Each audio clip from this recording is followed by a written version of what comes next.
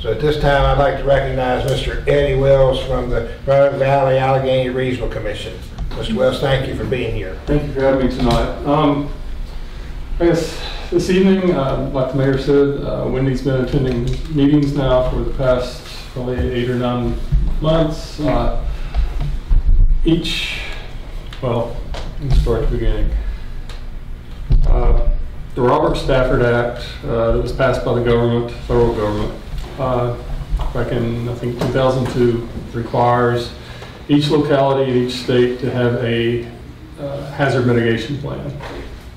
One of the reasons that they passed this act was so that the folks at the federal level will know how much to budget for potential disasters. So they, of course, passed that down to the state. We work with Virginia Department of Emergency Management to do the plan for our service area. That includes Iron Gate, Clifton Forge, Allegheny, City of Covington, Roanoke County, Craig County, Roanoke City, Salem, and all the towns. So every 5 years we have to update this plan. This is be the third time we've done it. Iron Gate's been involved in the previous 2 times too, going back as far as working with Alan and Chazzy when he was fire chief, and you know, identifying projects for the town. As we went through the process to update it this year, the plan has different sections in it. The first section is basically a history of disasters in the area. A lot of that, as you know from living in the area, is flooding. That's the major disaster that's been identified in it.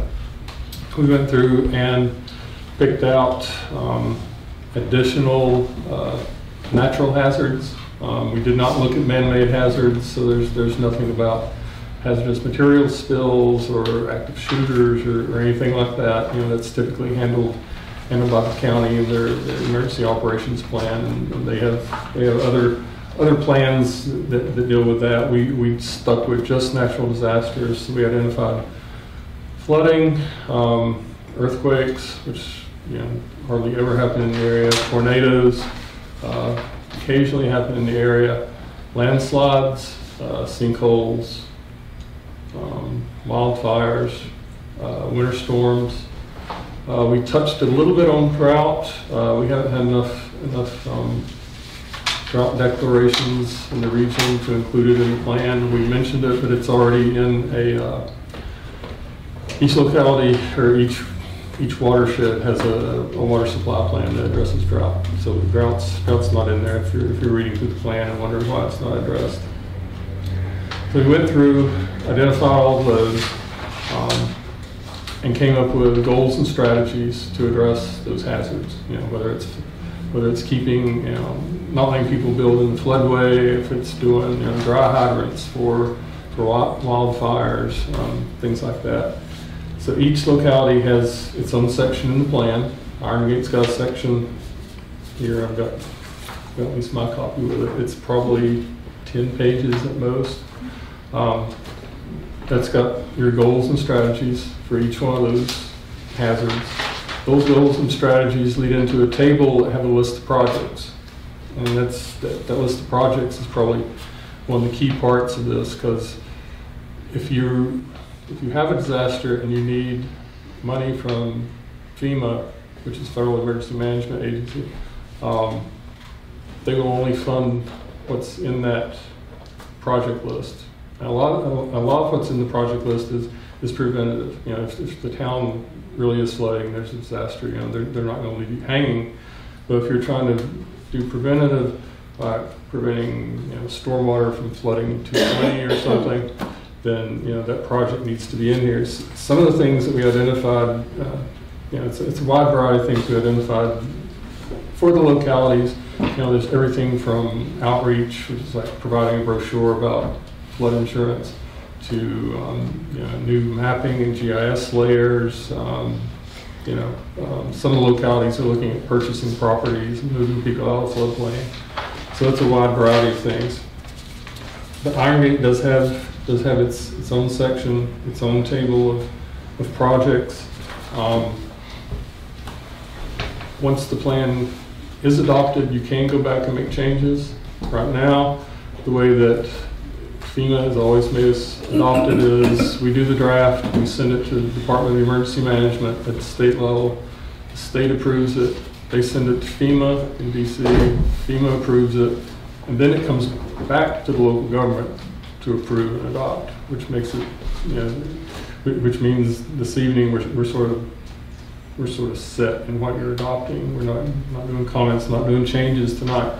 But if something comes up, if there's an opportunity to do something in town, if there's a new hazard that's identified, you can come back and change that. We've had localities that have done that in the past. Some of the ones that are really active, like City of Salem has identified houses in the floodplain. We want to do that. It's not in the plan.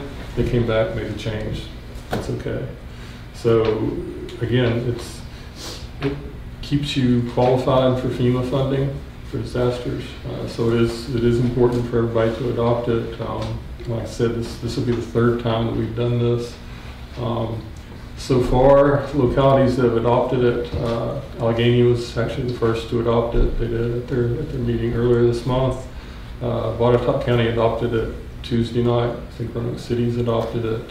Our board actually adopted it this afternoon. I think Clifton Forge has it on their next council. So we're trying to get on Clifton Forge's next council meeting, 8th or 9th. October 9th. So everyone else is sort of moving forward and adopting it.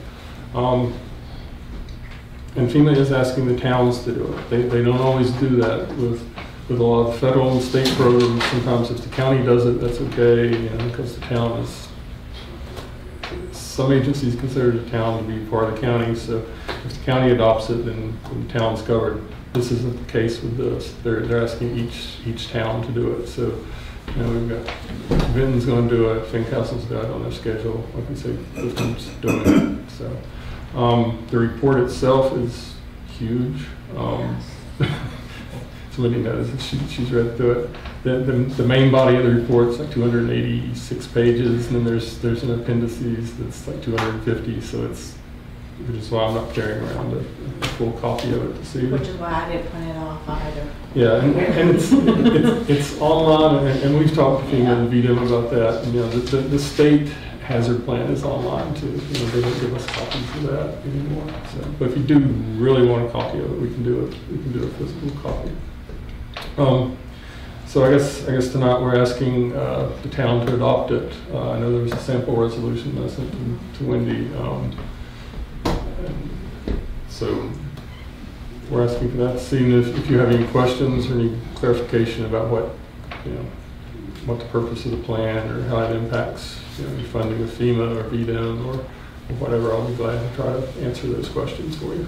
I think you shared with me before the meeting, I'll make sure I understood it correctly. While, like you said, if we had, in the rare case that we had a natural disaster in town, FEMA's not going to leave you hanging. They're going to help you.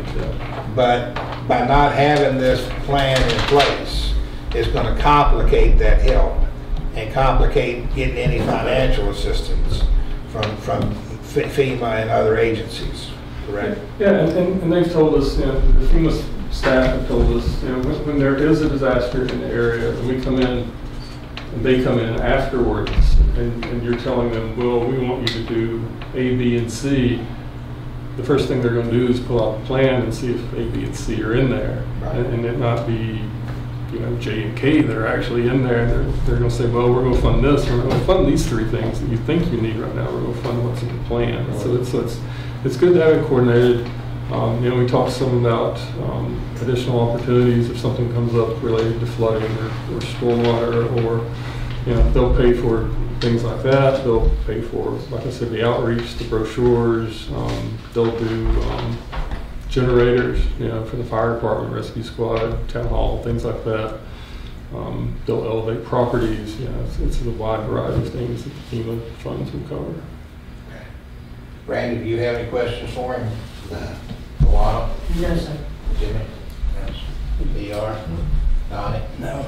Wendy, I know you don't because you've been to all the meetings. So. Does anybody else have any questions for Mr. Wells tonight before he wraps up his presentation? Thank you so Thank you much. for your time.